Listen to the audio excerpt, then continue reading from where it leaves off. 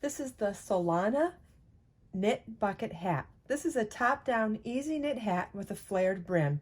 The hat is worked in the round and stockinette stitch, and the increased brim is knit in garter stitch.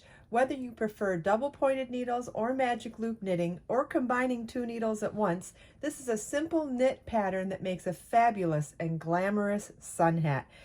You will need one spool of Airy yarn, which is my number 3 DK weight ultralight yarn that's wonderful for making sun hats, and you'll need double point needles and a circular needle in size 4mm if you're going to start with double points, or if you prefer to just do the whole thing in magic loop, you can do that with a long circular needle as well. All of this information is shared on the pattern page, and the link is provided in the video description.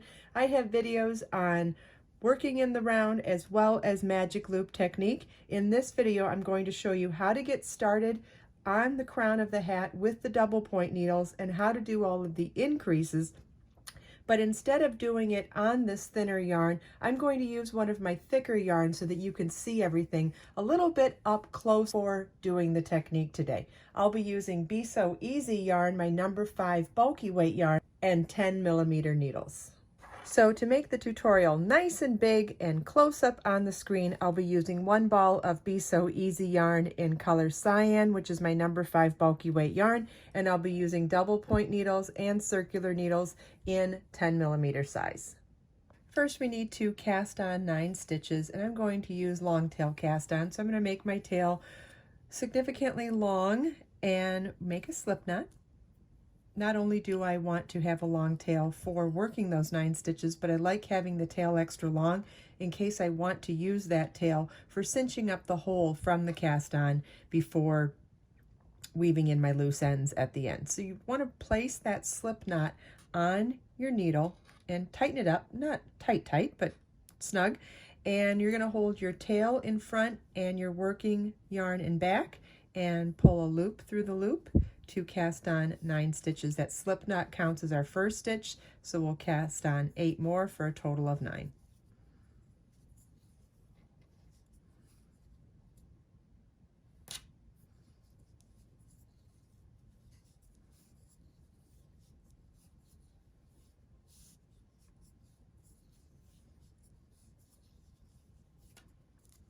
Okay. We have our 9 stitches cast on. Now I need to spread these 9 stitches out over 3 different double pointed needles. I always like to start on the opposite end of where I finished my last stitch. I feel like it's a little looser here because you still have your working yarn. So if you work from the other end, I feel like I get a more secure positioning of these stitches onto the other double points. So I'm going to spread them out over 3 different needles, and 9 divided by 3 is 3 stitches per needle. Okay, so now we've got our 9 stitches spread out over 3 needles. And what you want to do here is make sure that they're not twisted. So I'm going to twist one of these so I can show you what you don't want. So if I twist this, if I twist this one here, I've got my cast on edge facing out, and I want them all to be facing inward. That way nothing is twisted. Can you see the difference? So there's that extra, so you've got the loop on your needles, and then you've got the cast on edge down here. You want to make sure that's all pointing inward so that we don't have our stitches twisted. You can add a stitch marker here as well. I'm going to do it without the stitch marker, but if you wanted to mark the beginning and end of each round, this is where you would do that. If you are starting your round at the beginning of a double pointed needle, I do think it's difficult to have the stitch marker there because it could slide on and off your work.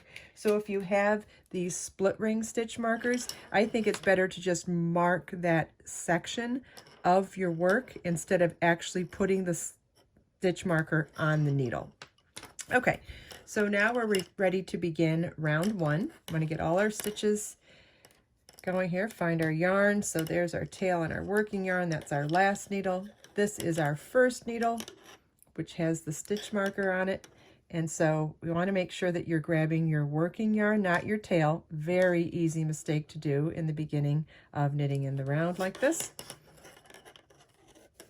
I like to try to keep all of my stitches in the center of the needle so that they're not close to the edge. When they're close to the edge, more likely to fall off.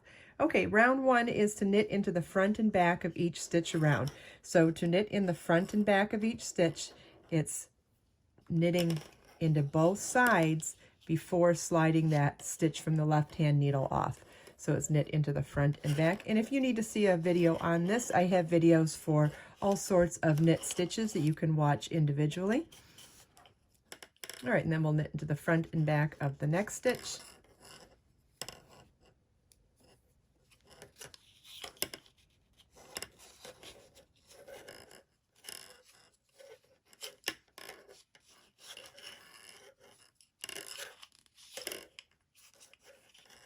And knit into the front and back of the next stitch.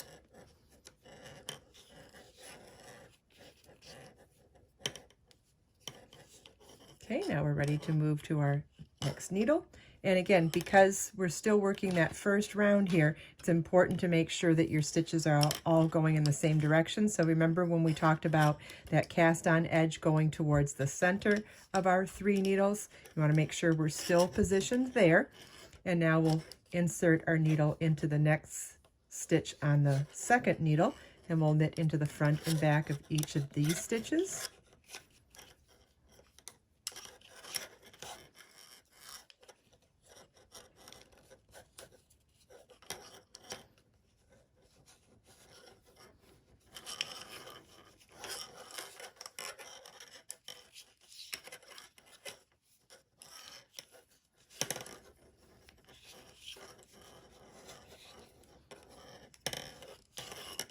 Okay, and now we're ready to move on to our third needle. And I like to pay attention to where my stitches are and try to get everything positioned in the center of each needle still. Okay, and we're ready to do our third needle. And this will finish the end of round 1, working knit into the front and back of each stitch around.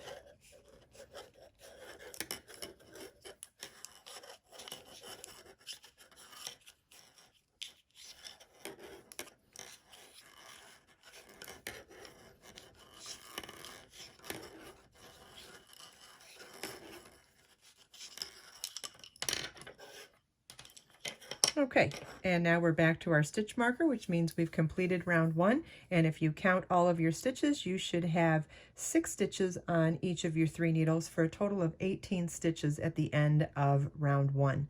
Round 2, we're going to knit into the front and back of 1 stitch and then knit 1 stitch. We're going to be increasing at the rate of 9 stitches per round, which means we'll be increasing less frequently as we go. So what does that mean? So round 2, we're going to start it with knit into the front and back of the first stitch and then knit the next stitch. And that's our pattern for round 2. Knit into the front and back of 1 stitch,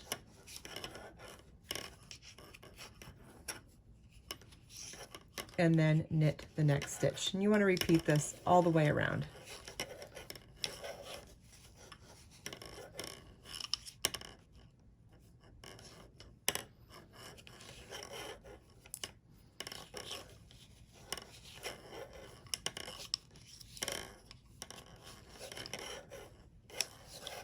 Okay, we finished our first needle for round 2, so now we'll turn our work and work into the second needle. Knit into the front and back of 1 stitch, and then knit the next.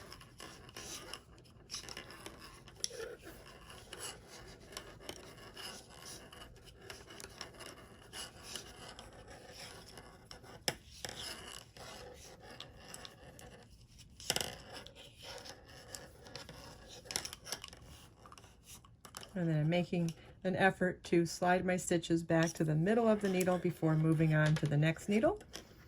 And we're now to our third and final needle for round 2. Okay, and this is what your work should look like at the end of round 2, and you should have 27 stitches on your needle. And you should have 27 stitches on your needles. I'm going to move my stitch marker so that it's closer to the beginning of round. There we go. And as we keep moving forward and creating more rounds, you can move that up so that it stays closer to the actual stitch at the beginning of the round as well. All right, 27 stitches, round 2. We're ready to begin round 3. Round 3, the repeat is knit into the front and back of 1 stitch, then knit 1 time into each of the next 2. So let me show you how to do that. First stitch, knit into the front and back of 1 stitch, and knit 1 in each of the next 2. And this is what you want to repeat all the way around for round 3. This is what your work should look like at the end of round 3. You should have 36 stitches. Round 4 begins with knit into the front and back of the first stitch, and knit 3.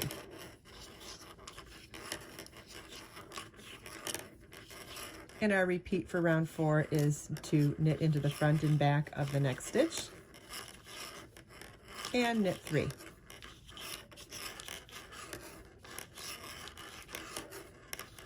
And you want to repeat this all the way around. At the end of round 4, you should have 45 stitches on your needles. For rounds 5, 6, 7, 8, 9, you're going to continue on in this established pattern so that at the end of round 9, you would have 90 stitches on your needles. I hope you enjoyed this video. If you have any questions at all, please leave them for me in the comments. Everything we talked about today, you can find as links in the video description below. Let us make time to create, share, and inspire today and every day. I'll see you in the next video.